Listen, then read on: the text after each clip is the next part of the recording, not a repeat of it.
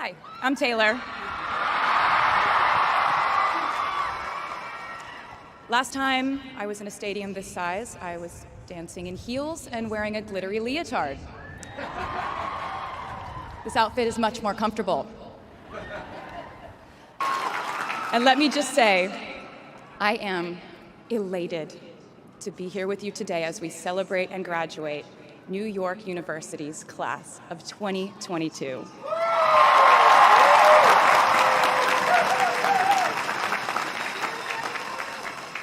Not a single one of us here today has done it alone. We are each a patchwork quilt of those who have loved us, those who have believed in our futures, those who showed us empathy and kindness, or told us the truth, even when it wasn't easy to hear. Those who told us we could do it when there was absolutely no proof of that. Someone read stories to you and taught you to dream and offered up some moral code of right and wrong for you to try and live by.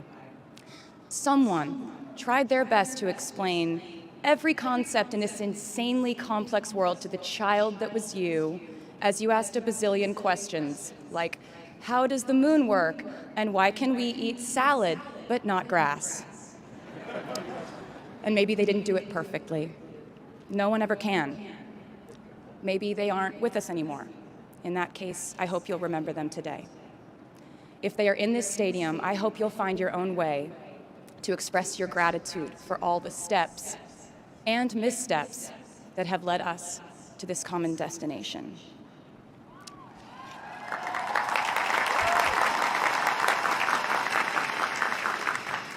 I know that words are supposed to be my thing, but I will never be able to find the words to thank my mom and dad, my brother Austin, for the sacrifices they made every day so I could go from singing in coffee houses to standing up here with you all today, because no words would ever be enough.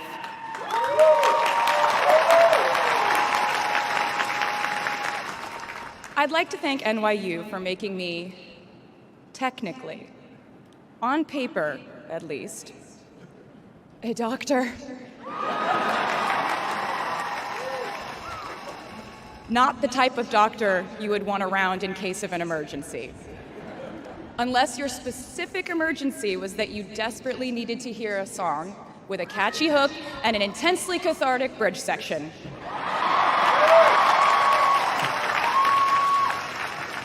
Or if your emergency was that you needed a person who can name over 50 breeds of cats in 1 minute. Today, you leave New York University and then go out into the world searching what's next. And so will I.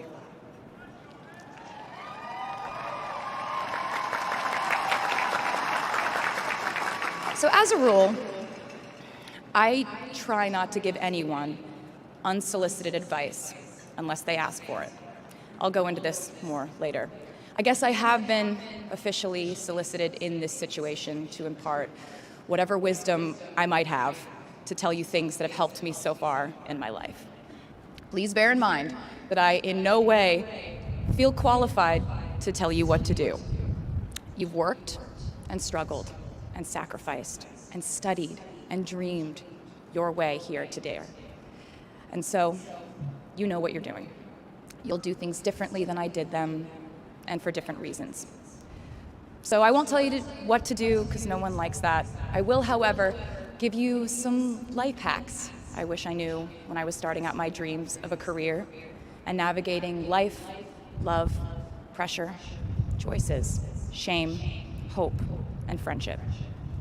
The first of which is, life can be heavy, especially if you try to carry it all at once.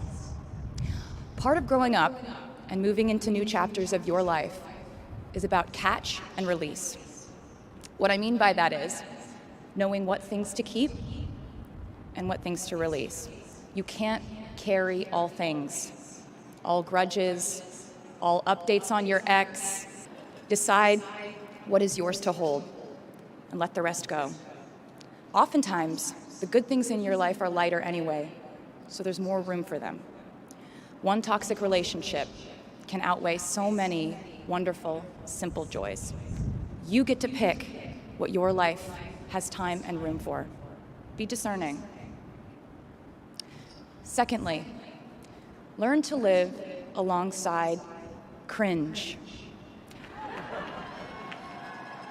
No matter how hard you try to avoid being cringe, you will look back on your life and cringe retrospectively.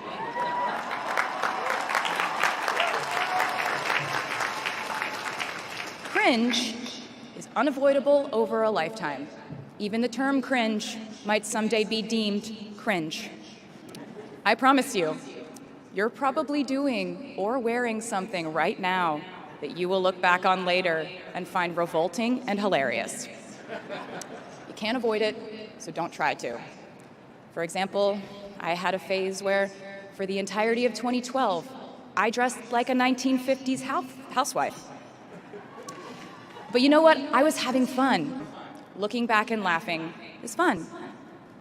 And while we're talking about things that make us squirm but really shouldn't, I'd like to say I'm a big advocate for not hiding your enthusiasm for things.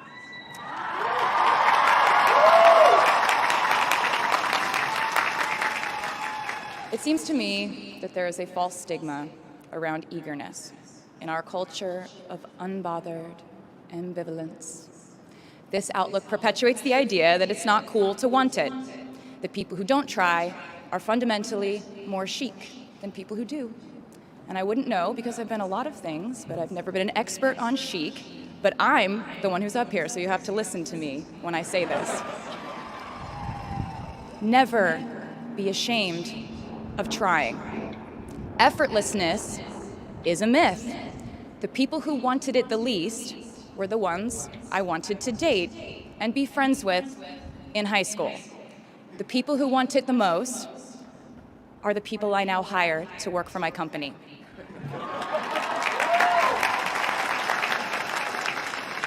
I said to you earlier that I don't ever offer advice unless someone asks me for it, and now I'll tell you why. As a person who started my very public career at the age of 15, it came with a price. And that price was years of unsolicited advice. Being the youngest person in every room for over a decade meant that I was constantly being issued warnings from older members of the music industry, media, interviewers, executives, and this advice often presented itself as thinly veiled warnings. See, I was a teenager at a time when our society was absolutely obsessed with the idea of having perfect young female role models. It felt like every interview I did included slight barbs by the interviewer about me one day running off the rails. And that meant a different thing to every person who said it to me. So I became a young adult while being fed the message that if I didn't make any mistakes, all the children of America would grow up to be perfect angels. However, if I did slip up, the entire earth would fall off its axis, and it would be entirely my fault, and I would go to pop star jail forever and ever.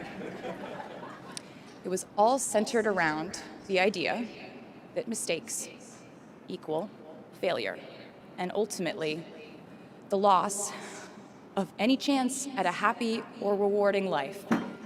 This has not been my experience. My experience has been that my mistakes led to the best things in my life. And being embarrassed when you mess up, it's part of the human experience.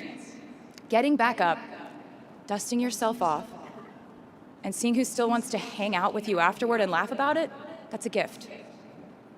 The times I was told no, or wasn't included, wasn't chosen, didn't win, didn't make the cut, looking back, it really feels like those moments were as important, if not more crucial, than the moments I was told yes. Not being invited to the parties and sleepovers in my hometown made me feel hopelessly lonely. But because I felt alone, I would sit in my room and write the songs that would get me a ticket somewhere else. Having label executives in Nashville tell me that only 35-year-old housewives listen to country music, and there was no place for a 13-year-old on their roster, made me cry in the car on the way home. But then I'd post my songs on my MySpace. And yes, MySpace. And I would message with other teenagers like me who loved country music, but just didn't have anyone singing from their perspective. Having journalists write in-depth, oftentimes critical pieces about who they perceived me to be made me feel like I was living in some weird simulation. But it also made me look inward to learn about who I actually am. I know I sound like a consummate optimist, but I'm really not. I lose perspective all the time.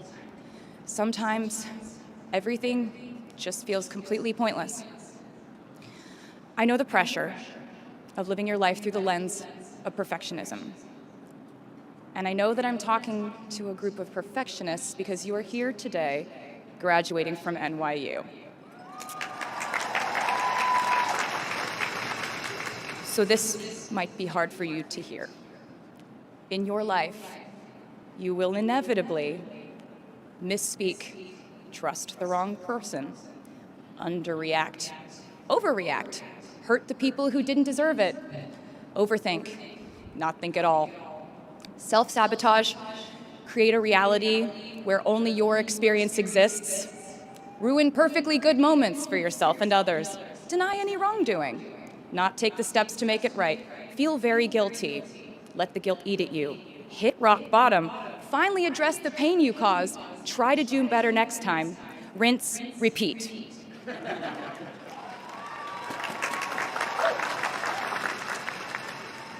And I'm not gonna lie. These mistakes will cause you to lose things.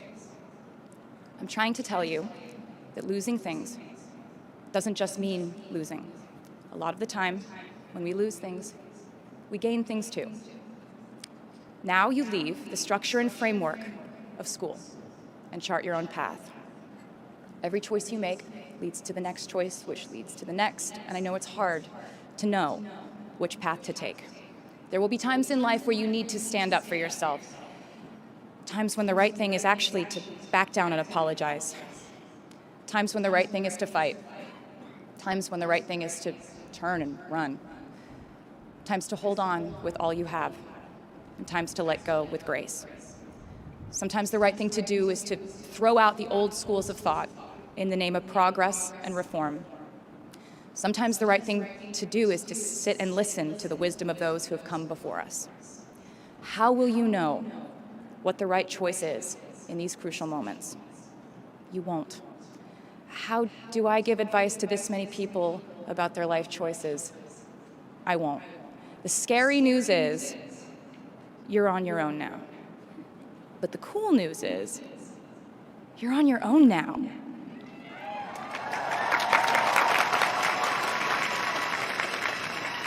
I leave you with this. We are led by our gut instincts, our intuition, our desires and fears, our scars and our dreams. And you will screw it up sometimes. So will I. And when I do, you will most likely read about it on the internet. Anyway, hard things will happen to us. We will recover. We will learn from it. We will grow more resilient because of it. And as long as we are fortunate enough to be breathing, we will breathe in, breathe through, breathe deep, breathe out. And I am a doctor now, so I know how breathing works. I hope you know how proud I am to share this day with you. We're doing this together, so let's just keep dancing like we're the class of 22.